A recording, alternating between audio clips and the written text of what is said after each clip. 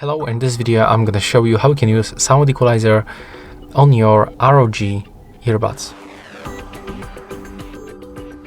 And to do this, first of all, to activate the equalizer we have to click on the switcher, and then when you go right here you can find some presets, as you can see. So if you select, for example, techno and click OK, as you can see it is changing. You can also use your own preset by tapping right here and picking the customize option and click OK. And right here with the sliders you can set it up to your own preferences. And then you can, for example, just go back from the application and enjoy the new sound of your earbuds. So that's all for this video. Hope you like it.